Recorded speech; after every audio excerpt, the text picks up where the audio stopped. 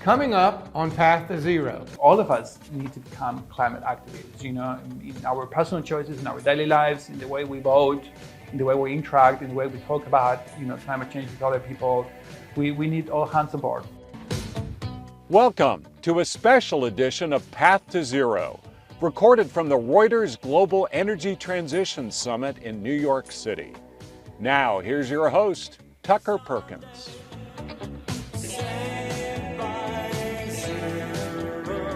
Do you ever think about what you can do on a daily basis to reduce your carbon footprint?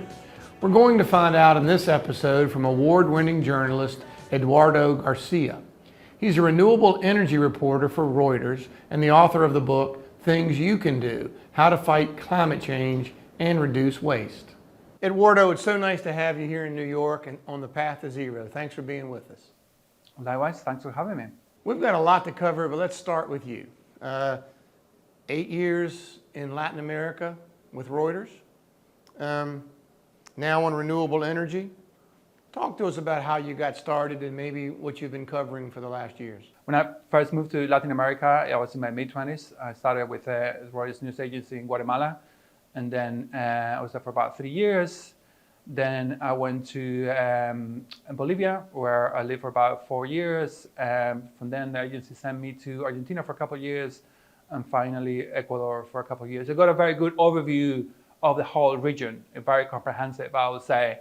And I report about all kinds of things, in politics, natural resources, sometimes violence, sometimes like cocaine trafficking. And then I moved to New York back in 2015 and started writing about the capital markets for about a couple of years. And then I decided to follow my passion. I wanted to specialize on environmental reporting.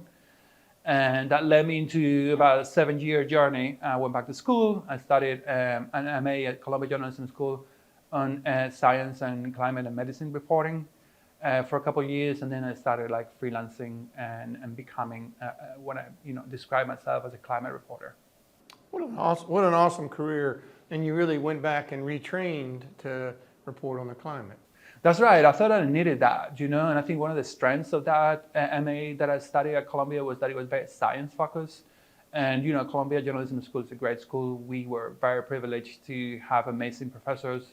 And very often we had guests who give us lectures. We had a couple of Nobel Prize winners. And so it was a very good insight into science, and climate science in particular, and writing about science, which is different. It's a different skill set basically that I acquired by being there, And then after I finished my MA, I did a fellowship at Columbia Journalism School as well. And it's called an investigative reporting fellowship. So I spent another year there doing investigative reporting and publishing a few stories that were actually published in The Guardian and Slate that were more in-depth and so I would say nearly investigative. Well, what a great start to what will still be a great career ahead of you. First book, right? You've written your first book. Part of my freelance climate change career has been was freelancing for the New York Times, which I did for about 3 years. So I wrote, I think it's a couple of dozen stories for the New York Times, and those stories were about the carbon footprint and about individual action to fight the climate crisis.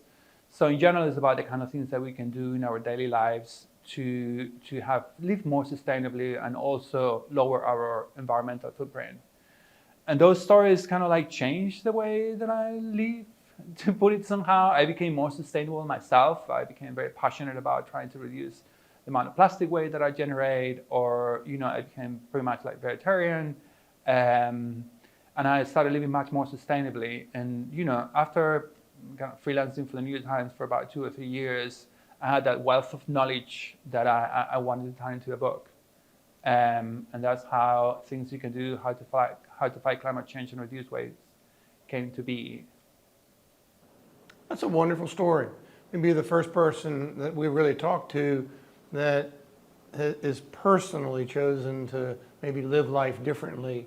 So maybe talk about it from your own personal perspective. What are some of the things you're doing or that you think everyone should do? Do you turn down your thermostat in the summer or in the winter and turn it up in the summer, or is that one thing you do?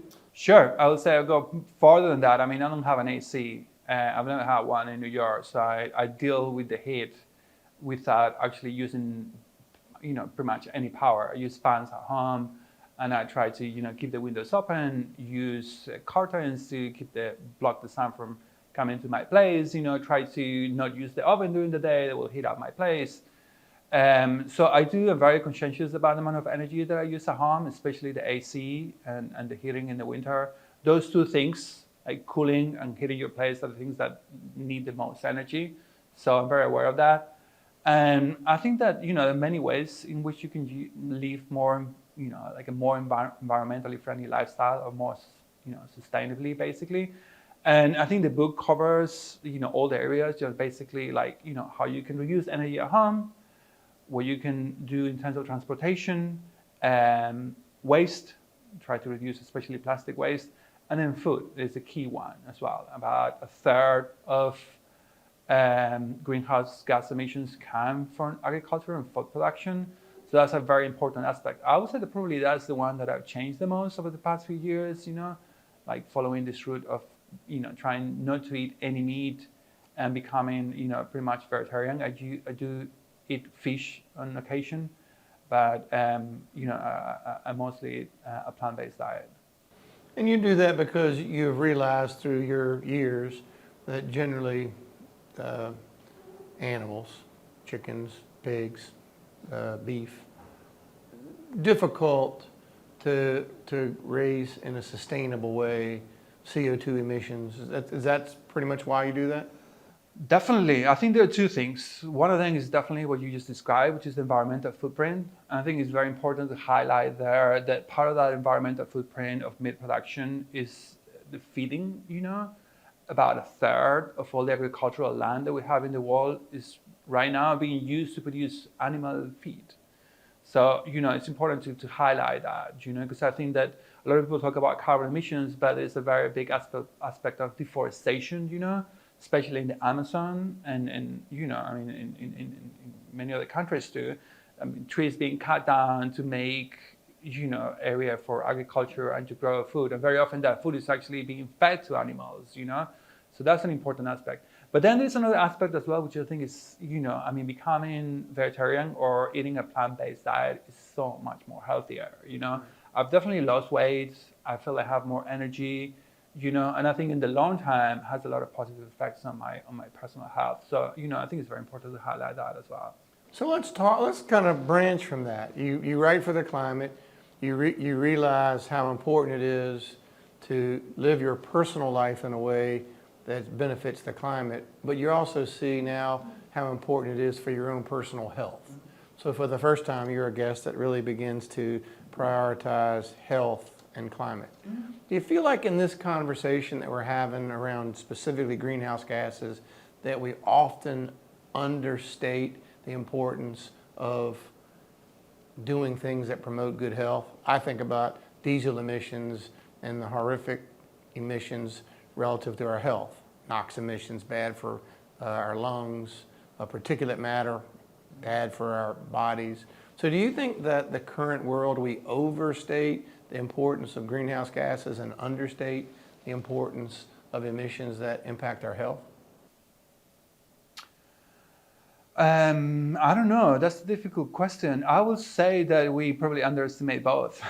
I mean, I don't think that we are fully comprehend a lot of the aspects that have to do with greenhouse gas emissions, especially when it comes to I think we understand CO2 better, but I think gases like methane, we don't have such a good understanding, or we don't have as much of an awareness, I mean, I think a lot of people don't understand that methane is also a greenhouse gas, and it's about 80 times as powerful when it comes to its greenhouse gas effect than CO2.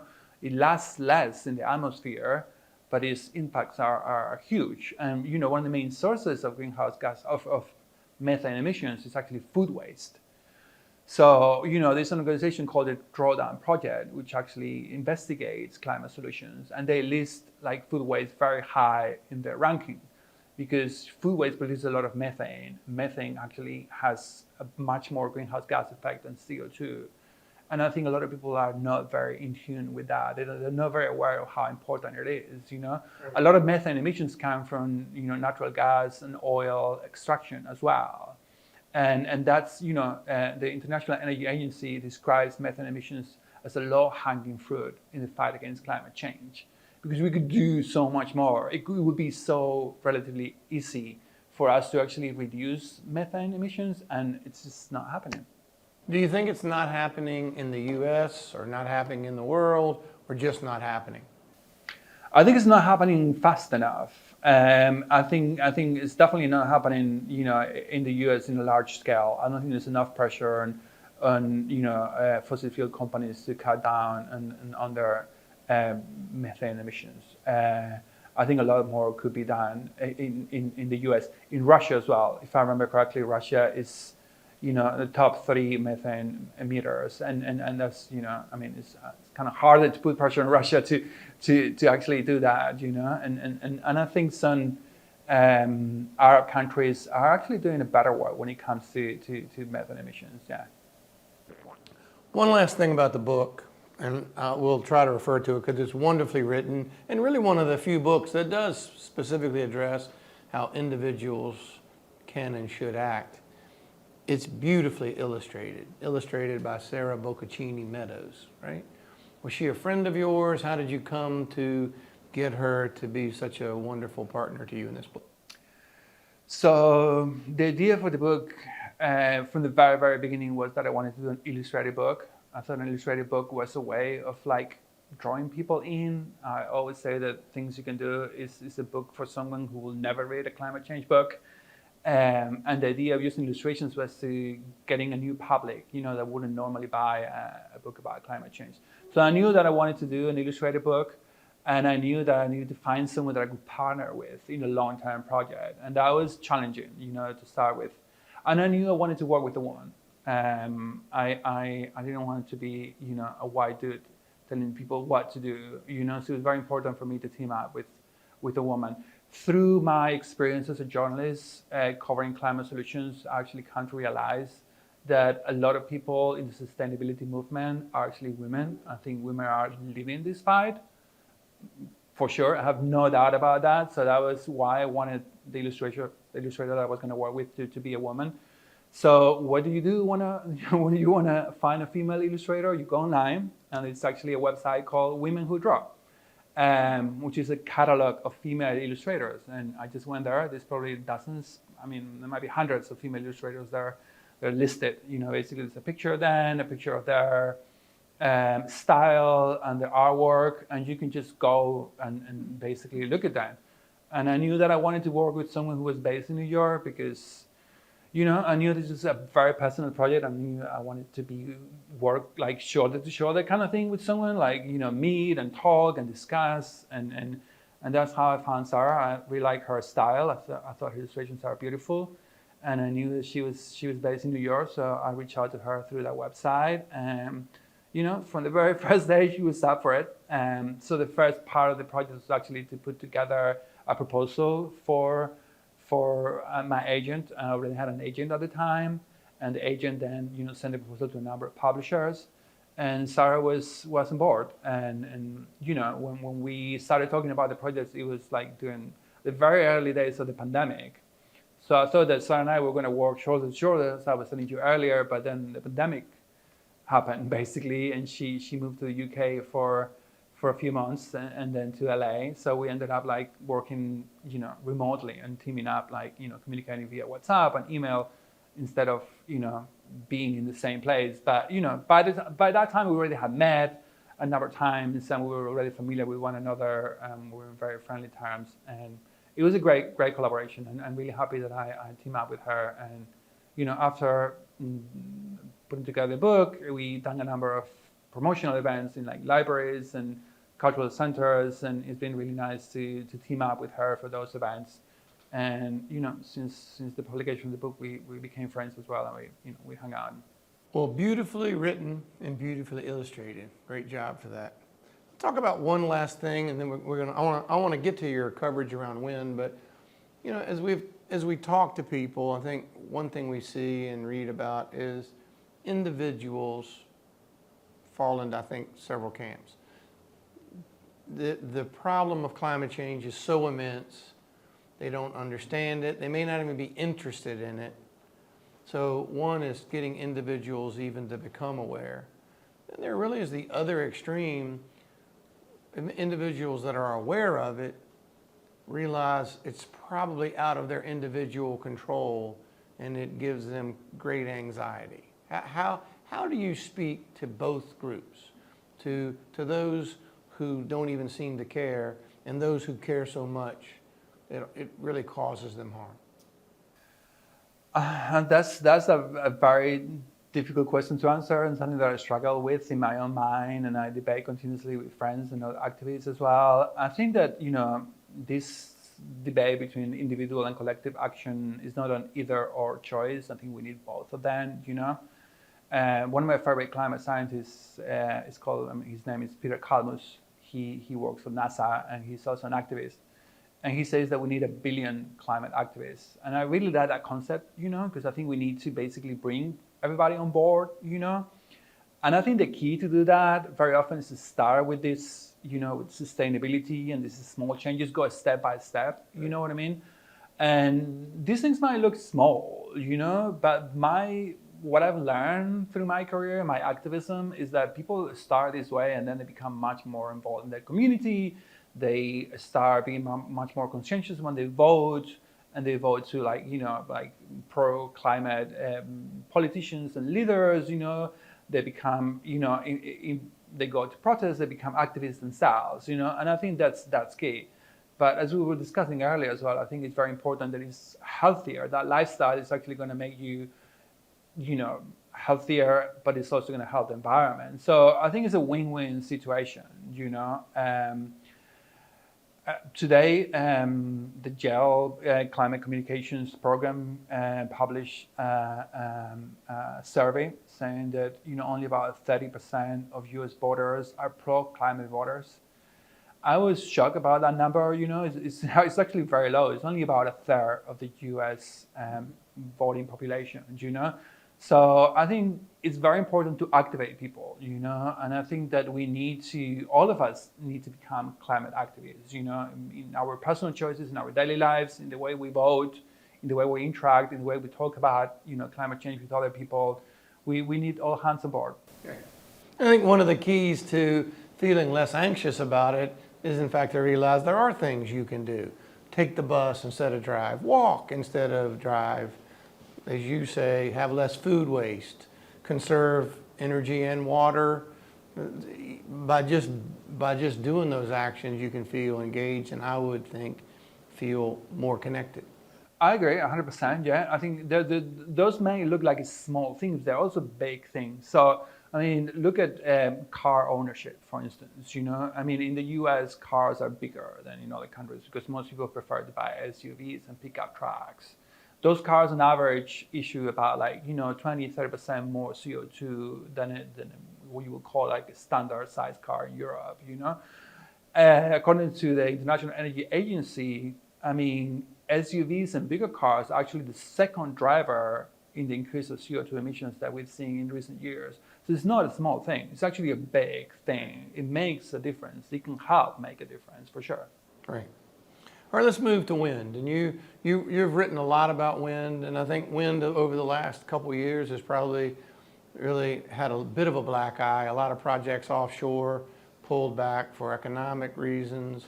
And even onshore wind, is coming off of a relatively bad year where the wind didn't blow quite as much. So even all the wind we built, we didn't produce as much wind energy in 2023 as we did in 2022.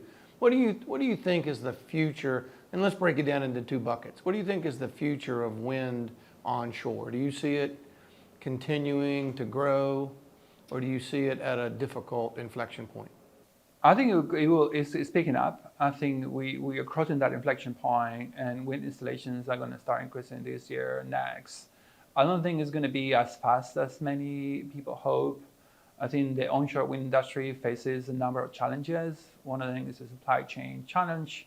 A number of the leading wind turbine makers have had quality issues that they need to focus on, and they need to increase production. They need to really scale manufacturing capacity, especially in the US, and that takes time. You need to build factories, you need to put them together, you need to train people, So I think that's a challenge that in the US, in part thanks to the Inflation Reduction Act, we're going to see an improvement, but it's going to take time.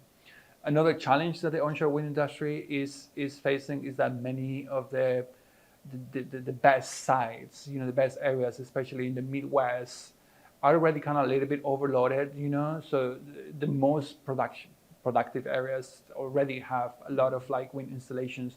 So, investors need to find new places where they can actually build their wind projects. And sometimes they find hostility in local communities. Some people don't like seeing wind turbines. In the U.S., our previous president Donald Trump was very critical of the wind industry. He publicly said that wind turbines produce cancer, which is false, and that turned a lot of people off, from wind installations. And it's also true that maybe visually, wind installations onshore have a bigger impact, and people don't want to see them near their homes. And that's why in the US we have this so-called not in my backyard movement, where a lot of communities are actually opposing onshore wind.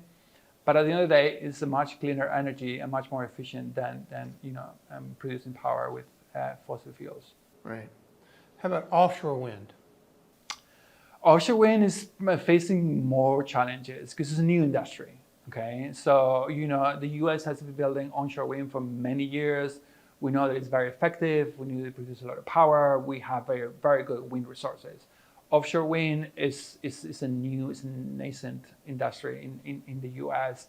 And whenever you do something from scratch, it's always more challenging, right? So there's a number of projects. The Biden administration right now has a target of building 30 gigawatts of offshore wind energy by 2030. That's a very ambitious target. And we have about a dozen offshore wind projects in the East Coast right now, and a number of foreign investors, particularly European companies that are investing in offshore wind in the East Coast. It's happening. It's moving slowly. It's moving slower than many people anticipated because a lot of supply chain challenges as well. So, these wind turbines are much bigger. Right now in the US, there's not such a thing as a manufacturing industry for offshore wind turbines. So those need to be produced in Europe, brought over here, or we need to build that new manufacturing capacity from scratch. And again, those are very, very, very big investments. If you're going to be an investor and you're going to build a manufacturing plant here in New York to produce offshore wind turbines, you need to be very, very sure that you're going to have demand in the long term, not from one day to the next, but in the next 10, 20 years. So the industry is being built up. I think, as I was saying earlier, it's slower than many people in the industry anticipated. But it's happening, and we need offshore wind to decarbonize the power sector. And the reason for that is that offshore wind turbines are much more powerful, and the wind offshore is much more constant. And one of the good things about it as well is that a lot of the areas in the East Coast that demand the most power, New Jersey, New York, Massachusetts, are very close to very good offshore wind resources. So you don't need that much to build that much transmission. Do you know what I mean? Because the power source is right there, and the urban centers are right there. So that's beneficial. Yeah, interesting.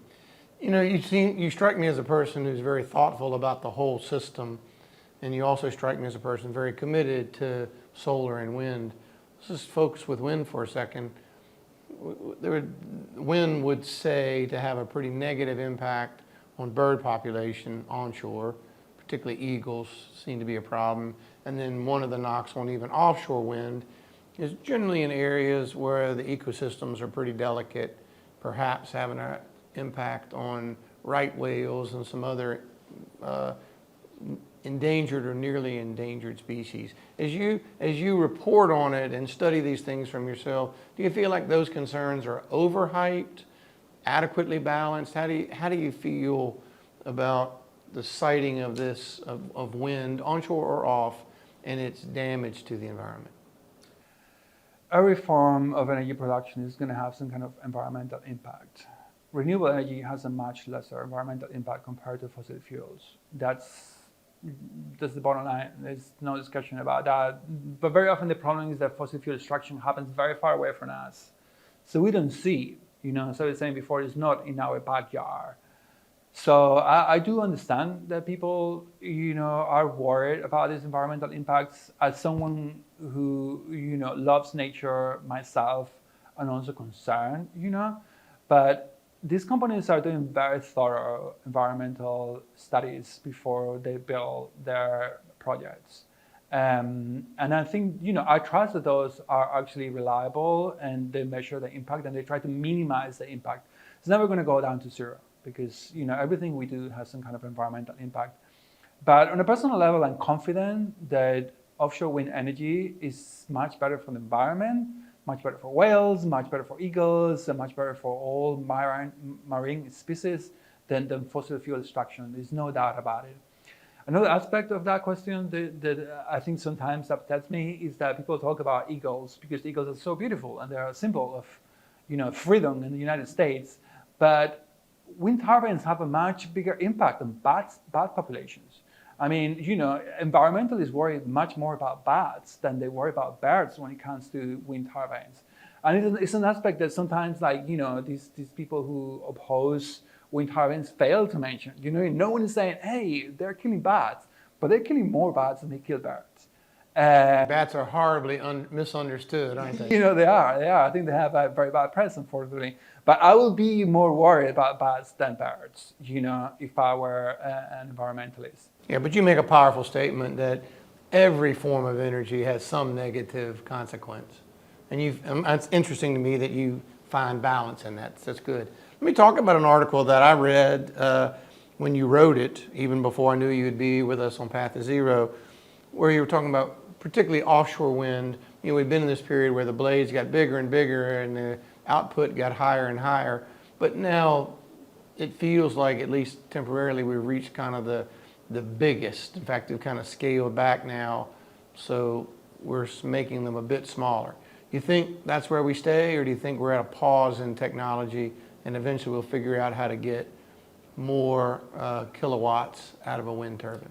And this is the eternal question. I mean, that size matters, It does to a certain extent, but I think that, turbines are actually getting too big. And the problem with that is that, every time a developer actually builds a new turbine that is bigger than the previous one, they need to build new manufacturing capacity to actually produce that new turbine, Yeah. And there's a risk because they have to develop bigger and bigger turbines in very short periods of time. And that leads to quality issues with bigger turbines, So, from my point of view, and a lot of experts agree with this view. From my personal point of view, and I think a lot of experts in industry agree with me, it's just better to stop that, race for bigger turbines. What we need to do is to standardize production so we can produce more turbines of the same size in a kind of like a standardized way. And in the long term, that would probably help accelerate construction of both onshore and offshore wind turbines if we were for now to actually stop that race and focus on just the turbines that we have. I think they're good enough for now. Yeah. I'm gonna free you now to think just in your role almost uniquely as not only just a climate reporter, but one specifically trained. You've seen a lot of the European way, you've seen the Latin America way, you've been in America a long time. Any stories that that need to be told that aren't being told, or anything about innovation or how we're moving towards a just transition, a story that needs to be told, not being told? I think there are many.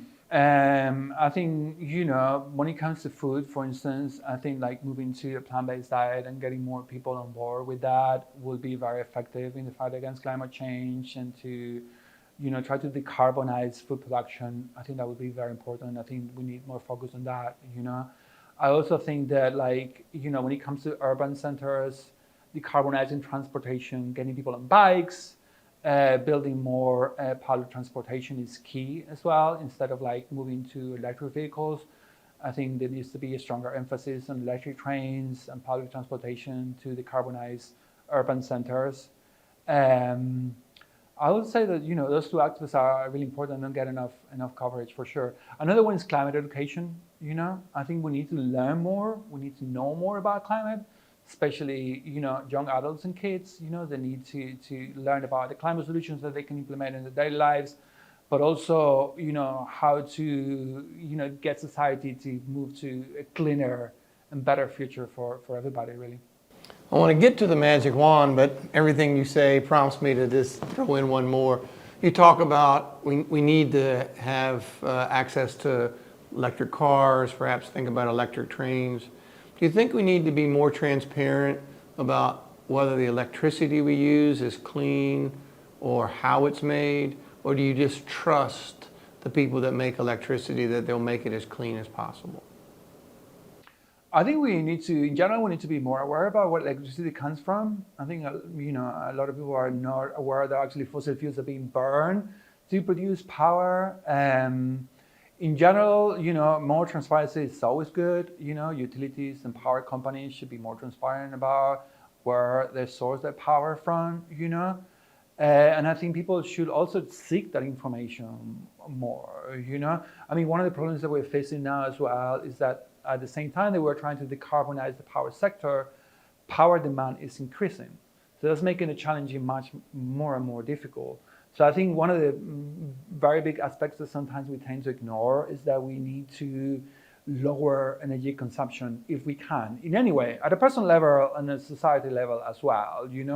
It will help, as much to transition to renewables as actually trying to reduce energy consumption in whatever way we can. Yes, well said. All right, let's hand you that magic wand. With that wand, you get to use it one time for one thing in the next year that will have the biggest impact on climate change. How would you use it, Eduardo? If I had to choose just one thing, it's 2024. We're going to have an election in November. We have two candidates that are head-to-head, Donald Trump and Joe Biden. Joe Biden, during his administration, passed Inflation Reduction Act.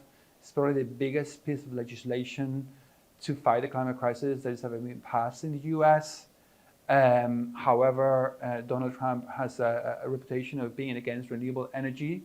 He pulled the U.S. out of the Paris Climate Accord when he was president. So I think, I would say that we need people in power that are pro-climate and pro-renewable energy. And I would like to see those people in office come November 2024. Good answer. Thank you very much. All right, National Forest. We love to plant a tree in a national forest in your name, really with respect for the time, the expertise you share with us today. Where would you like to see that tree planted? Well, a few weeks ago, I was in the Pacific Northwest for the first time. I went to the Olympic National Park. I thought it was beautiful. I saw the Northern Lights for the first time. Again, amazing.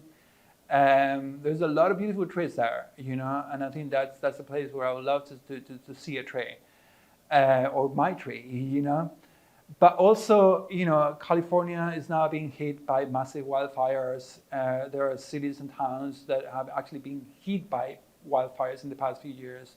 And I think those areas are probably, more in need than the Pacific Northwest. So I would say probably go to somewhere in California that has been hit by a wildfire. An impacted area by wildfires in California. That's right. We'll work to that goal. All right, the softball for our reporter. What have I not asked you that you would like to tell our listeners?